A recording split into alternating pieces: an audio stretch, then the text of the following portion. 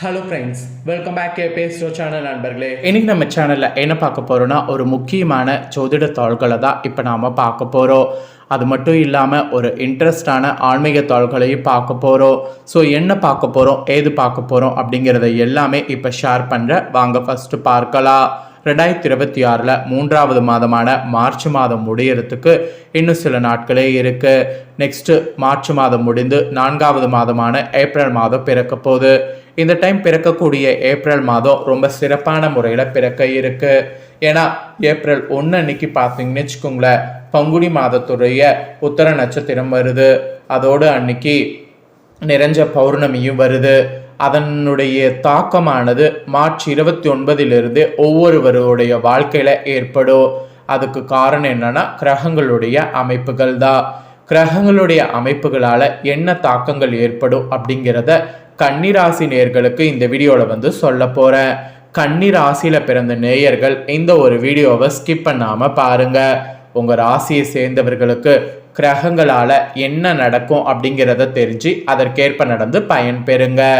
Actually கிரகங்களுடைய அடிப்படையில் இது வரைக்கும் உங்கள் ராசிக்கு நடக்காத ஒன்று இனி நடக்க போகுது.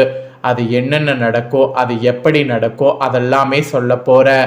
கிரகணம் முடிந்ததுக்கு பின்னாடி வரக்கூடிய பங்குனி உத்தர பௌர்ணமி, அதனால் இதனுடைய தாக்கமானது பயங்கரமாகவே இருக்கோ. ஸோ என்ன தாக்கோ, எந்த மாதிரி இருக்கோ, அதை எப்படி ஃபேஸ் பண்ணும் அப்படிங்கிறது எல்லாமே இந்த வீடியோவில் சொல்கிறேன். எல்லாத்தையுமே இந்த வீடியோவில் கன்னி ராசிக்காரங்க தெரிஞ்சுக்குங்க. அதோடு இந்த நாள் ஒரு புனிதமான நாள் அப்படிங்கிறதுனால இந்த நாளில் நீங்கள் செய்யக்கூடிய பரிகாரம் உங்கள் வாழ்க்கையை வேறு மாதிரி மாற்றும். அதனால் இந்த நாளில் என்ன பரிகாரம் செய்யணும் அப்படிங்கிறதையும் சொல்ல போகிறேன். அதையும் இந்த வீடியோவில் தெரிஞ்சுக்குங்க. எல்லாமே இந்த வீடியோ பார்த்திங்கன்னா நிறைய பயனுள்ள விஷயங்கள் தெரிந்து கொள்ளலாம். அதனால் வீடியோவை இன்ட்ரெஸ்டோடு பாருங்கள். வாங்க என்னங்கிறத பார்க்கலாம். ஃபஸ்ட்டு பலன்களை முழுமையாக உங்கள் ராசிக்கு பார்க்கலாம். அதுக்கப்புறம் பரிகாரத்தை பார்க்கலாம். கன்னி ராசிக்காரங்க உத்தர 2, 3, 4 பாதம், அஸ்தம், சித்திரை 1, 2 பாதங்களில் பிறந்தவங்களுக்கு நான் சொல்லக்கூடிய கணிப்பு கரெக்டாக இருக்கும். ஸோ கன்னி ராசிக்காரங்க இந்த நட்சத்திரத்தில் பிறந்தவங்க தயவு செய்து இந்த வீடியோவை ஃபுல்லாக பாருங்கள். அப்போ தான் நான் உங்களுக்கு என்ன சொல்ல வரேங்கிறத தெரிஞ்சு பயன்பெற முடியும். பலன்களை வாங்க ஃபஸ்ட்டு பார்க்கலாம். இனிமையாக பேசி எல்லார் மனதிலையும் இடம் பிடித்து தன்னை உணர்ந்து பிறருக்கு வழிகாட்டக்கூடிய கன்னிராசி அன்பர்களே, இந்த டைம் கடந்த காலங்களில் இருந்த வீண் செலவுகள் குறைந்து சுபகாரிய செலவு நிகழும். இது வரைக்கும் செலவுகள் வந்து உங்களுடைய மனதை ரொம்ப வாட்டி வதைச்சிருக்கோ. அந்த மாதிரி வாட்டி வைத்த செலவுகளுக்கு முற்றுப்புள்ளி வைத்து சுபகாரிய செலவுகள் நீங்கள் தொடங்கலாம். இப்போ நீங்கள் சுபகாரிய செலவுகள் தொடங்குவது உங்களுக்கு சாதகமாக இருக்க போகுது. உங்கள் பேச்சும் செயலும் தெய்வம்சியம் பொருந்தியதாக இருக்கும். அதனால் துணிந்து எல்லாத்தையுமே பண்ணுங்க. தைரியமான செயல்களை செய்தீங்கன்னா தகுந்த புகழை அடைய முடியும். அதோடு வீடு, மனை, வாகனம் ஆகியவற்றில் ஏற்படக்கூடிய பராமரிப்பு செலவுகளை மன உகுந்து செய்யணும். அப்படி நீங்கள் செய்தீங்கன்னா தான் மன உகுந்து எல்லாத்திலுமே நீங்கள் நினைச்ச மாதிரி காரியம் நடக்கும். ஸோ நினைச்ச மாதிரி காரியம் நடக்கிறதுக்கு நீங்கள் முயற்சி பண்ணால் மட்டும் போதாது, மனதை உகந்து செய்யணும். அதுதான் ரொம்ப ரொம்ப முக்கியம். ஸோ இந்த மாதிரி நிறைய நீங்கள் பொறுப்போடு நடந்துக்க வேண்டியதாக இந்த டைம் உங்களுக்கு இருக்க போகுது. கிரகங்கள் ஓரளவு சாதகமாக இருக்கிறதுனால பொறுப்போடு நடந்துக்கிட்டிங்கன்னா எல்லாமே உங்களுக்கு சாதகமாக இருக்கும். அதனால் பொறுப்போடு நடக்க முயற்சி பண்ணுங்க. அதுக்கப்புறமா உத்தியோகத்தில் இருக்கக்கூடிய உங்கள் ராசியை சேர்ந்தவர்களுக்கு உத்தியோகத்தில் நிறைய மாற்றமானது ஏற்படும். அரசு மற்றும் தனியார் துறைகளில் உள்ளவர்களுக்கு பல்வேறு விரயமான செலவுகள் வரலாம். அதோடு அனைவரையும் அரவணைத்து வேலையை வாங்கக்கூடிய புதிய சிந்தனைகளில் நீங்கள் இருக்கணும். அப்படி இருந்து நீங்கள் செயல்படும் போது எதிரிகள் கெடுதல் முயற்சிகள் செய்வதில் சிறு சிறு இறக்கங்கள் உருவாகி உத்தியோகத்தில் நீங்கள் நினைச்ச மாதிரி ஒரு கொடியை நாட்ட முடியும். இப்போ இருக்கக்கூடிய காலகட்டத்தில் உத்தியோகத்தில் சர்வே பண்ணுறது ரொம்ப டஃப்பு. ஸோ அதனால் ரொம்ப ஒரு கவனமாக இருந்து செயல்படுங்க. அதுக்கப்புறமா வியாபாரம் செய்யக்கூடிய வியாபாரிகளுக்கு சொல்லப்பட்டிருக்கு. வியாபாரக்காரங்க பொறுத்த வரைக்கும் எந்த வியாபாரம் செய்பவர்களாக இருந்தாலும் உங்களுக்குன்னு நல்ல முன்னேற்றமானது காண்பீங்க. காகித பொருட்கள் பயன்படுத்தி உருவாக்கப்படக்கூடிய பொருட்களில் வியாபாரம் செய்பவர்களாக இருந்தீங்கன்னா அதெல்லாம் நல்ல முன்னேற்றம் காண்பீங்க.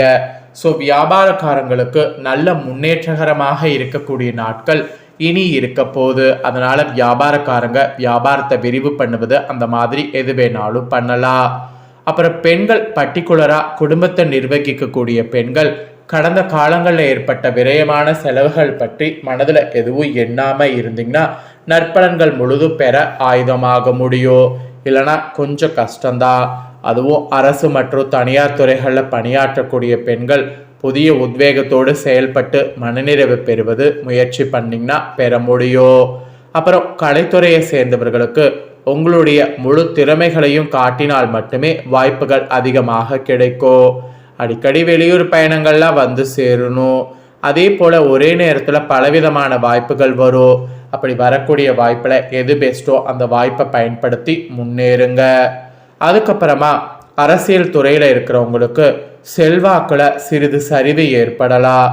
அதே வேளையில் பதவியும் பொறுப்பும் வந்து சேரும். பணம்லாம் வந்த வழி தெரியாமல் செலவழியோ, வீண் அலைச்சலோ வாக்குவாதமோ அவ்வப்போது வாட்டி வதைக்கும். ஸோ அந்த சமயம் நீங்கள் பொறுமையை இழக்காமல் இருந்தீங்கன்னா ஜெயிக்க முடியும். அப்புறம் ஃபைனலாக மாணவர்கள் சிறப்பாக படிப்பீங்க. விளையாட்டுகளில் சாகசம் செய்ய வேண்டும் என்ற எண்ணத்தில் பயிற்சி பெறக்கூடிய மாணவர்கள் புகழும் விருதும் பெறுவீங்க. மனமகிழ்ச்சி நிறைந்ததாக இனி உங்களுக்கு இருக்க போது டைமு. அதனால் அந்த டைமை பயன்படுத்தி நல்லா மனமகிழ்ச்சியாக இருங்க.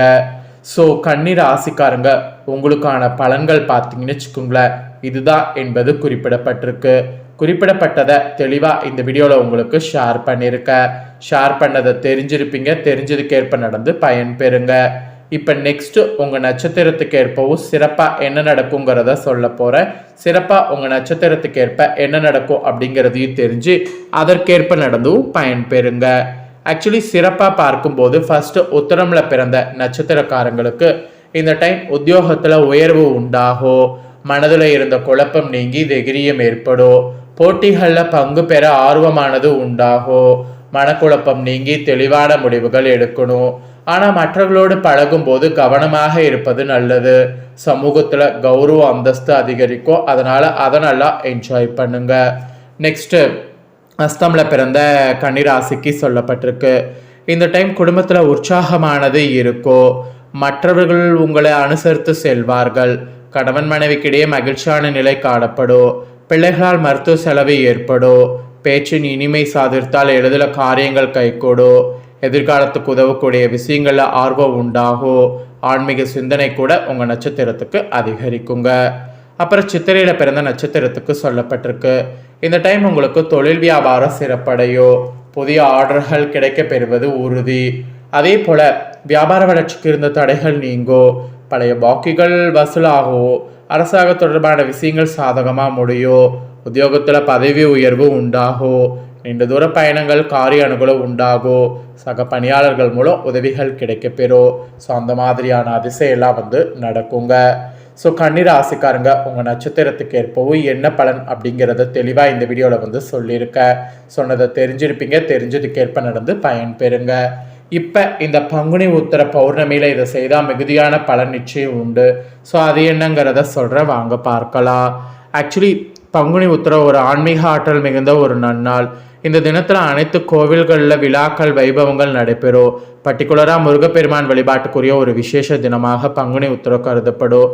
ஏன்னா இந்த நாளில் தான் முருகப்பெருமான் தேவையான மணந்தார். எனவே முருகன் கோவிலில் முருகன் திருக்கல்யாண வைபவம் மிக சிறப்பாக நடைபெறும்.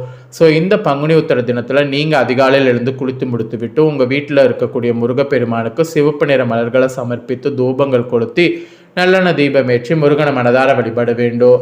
பின்பு உணவெதுவும் அருந்தாமல் அருகில் உள்ள முருகன் கோவிலுக்கு சென்று முருகனுக்கு நடைபெறக்கூடிய சிறப்பு பூஜைகள், திருக்கல்யாண வைபவங்கள் போன்றவற்றில் கலந்து கொண்டு முருகனை வழிபாடு செய்யணும். பூஜைகள்லாம் முடிந்த பிறகு கோயிலில் தரக்கூடிய பிரசாதத்தை உண்டு உங்கள் விரதத்தை இந்த நாளில் முடிங்க. நான் சொன்ன முறையில் பங்குனி உத்திர தினத்தில் முருகப்பெருமானை வழிபாடு செய்தீங்கன்னா திருமணமாகாத இருக்கக்கூடிய உங்களுக்கு விரைவில் திருமணம் நடைபெறும். தோஷங்கள் காரணமாக குழந்தை பெரு இல்லாமல் கவலைப்படுறவங்களுக்கு புத்திர பாக்கியம் உண்டாகும். பூர்வீக சொத்துக்கள் போன்றவற்றில் நீடித்து வரக்கூடிய பிரச்சனை சுமூகமாக தீரும். அதனால் நம்பிக்கையோட இந்த பரிகாரத்தை செய்திடுங்க. இந்த வீடியோவை இப்போ நீங்கள் பார்த்து முடிச்சுட்டு இது உடனே லைக் பண்ணி உங்கள் ஃப்ரெண்ட்ஸ் ஃபேமிலிக்கு ஷேர் பண்ணுங்கள்.